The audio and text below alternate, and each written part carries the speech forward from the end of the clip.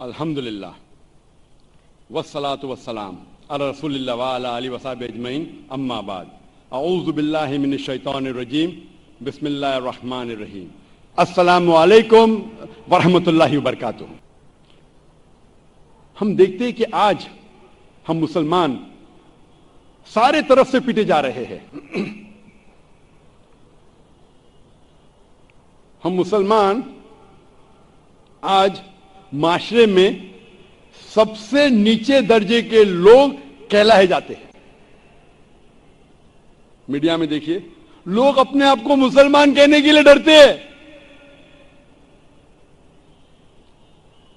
جب ہم تاریخ پڑھتے ہیں 8 سے 12ویں صدی میں 8 to the 12th century Europeans کہتے تھے the dark ages، اندھیرا دور۔ اندھیرا کس کے لیے؟ یورپینز کے لیے۔ اس وقت مسلمان علم کی چوٹی پہ تھے، مسلمان سائنس اور ٹیکنالوجی میں ایک دم اونچے تھے۔ یہ مغربی ممالک اندھیرے میں تھے، انسانیت نہیں۔ ہم اسکول میں پڑھتے ہیں کہ بلڈ سرکولیشن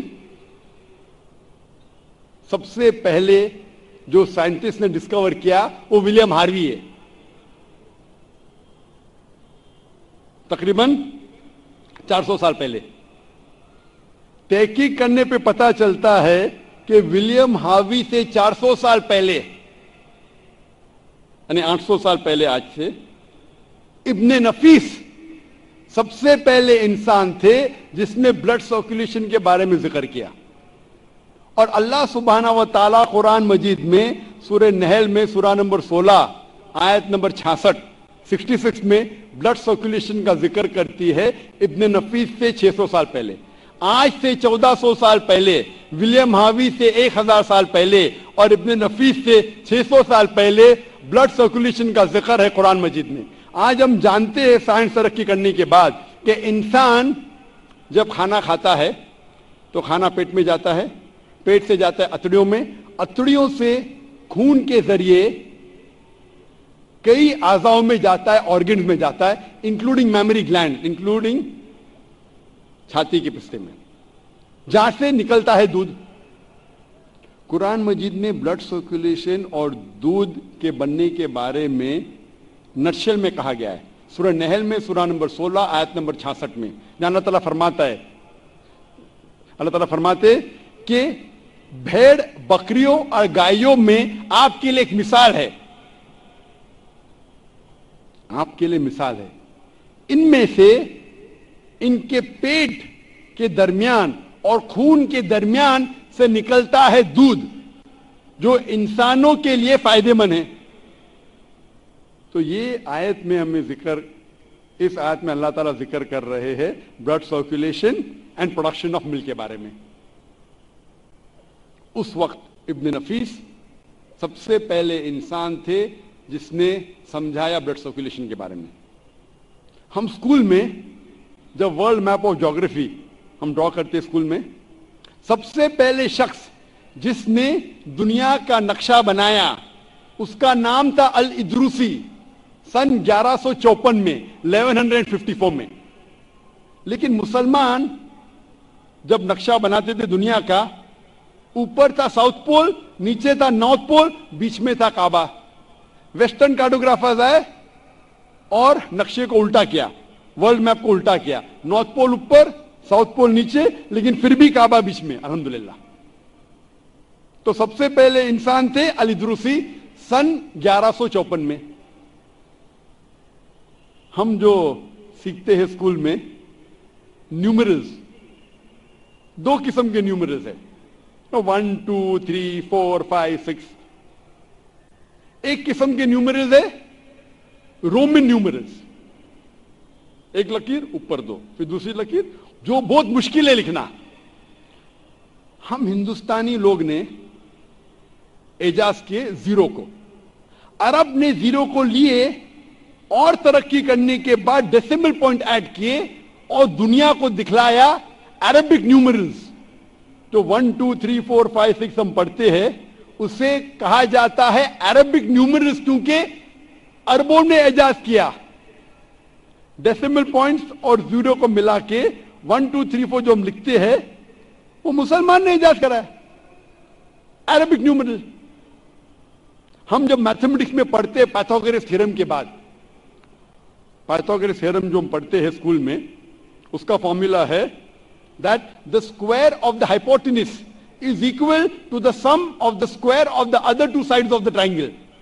ٹرائنگل کے اندر جو سب سے بڑا لائن ہے اس کا اسکوائر ایکول ہے باقی دو ٹرائنگل کے سائڈز کے اسکوائر کو جمع کرنے کے بعد.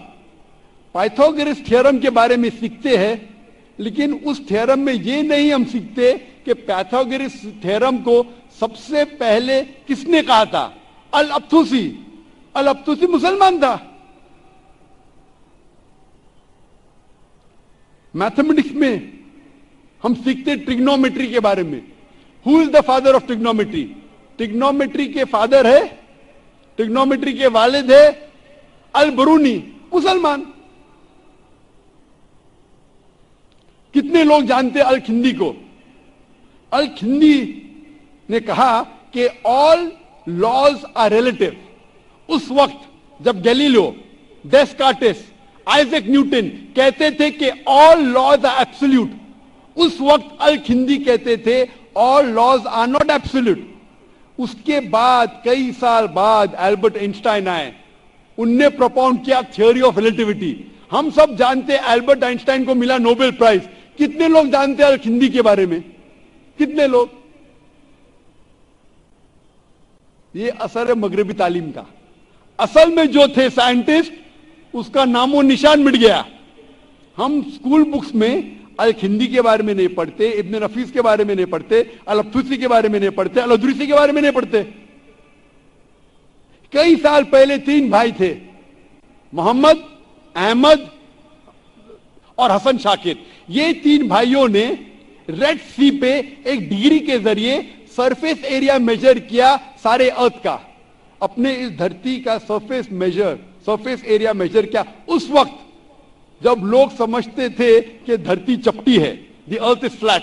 اس وقت یہ 3 بھائیوں نے ریڈ سی کے ایک ڈگری کے ذریعے سرفیس ایریا میجر کیا, جو آج سائنس کہتی ہے ماشاء اللہ کافی حد تک الحمدللہ صحیح ہے.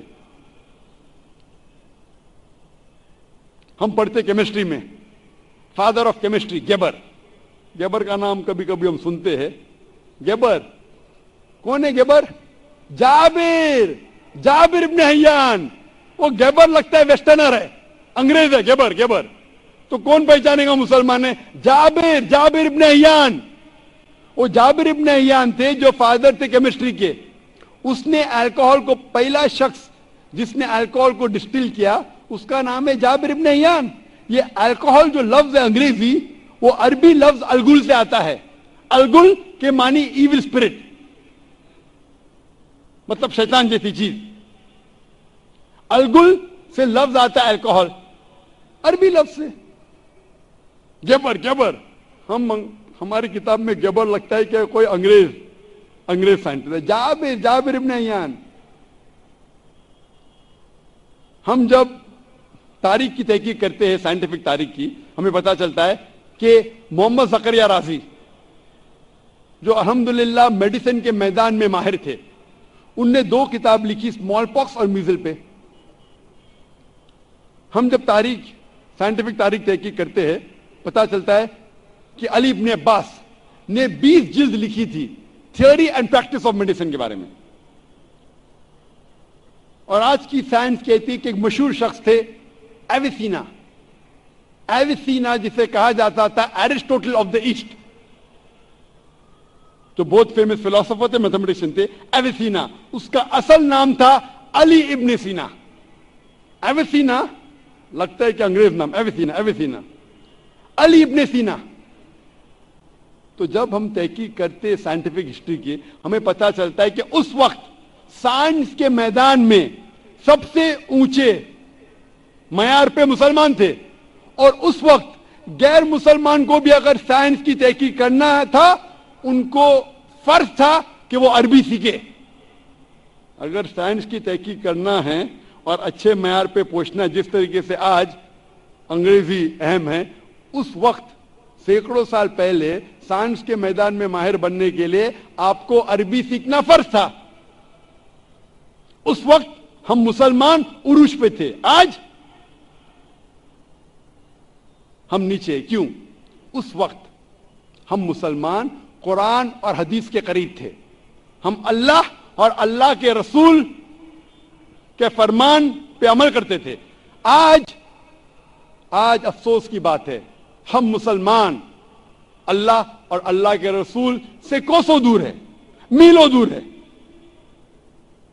آج کا ہماری حالت جو ہے اس دنیا میں، کیونکہ ہم مسلمان دین سے دور ہے، اور عیسائی عروج پہ ہے کیونکہ وہ بھی اپنے دین سے دور ہے۔ وہ لوگ اپنے دین سے دور ہے جو غلط دین ہے اور عروج پہ پہنچ گئے، ہم ہمارے صحیح دین سے دور ہے، دین الحق سے، اور آج ہماری حالت کہ ہم نیچے ہے۔ وآخر الدعوانا الحمدللہ رب العالمین۔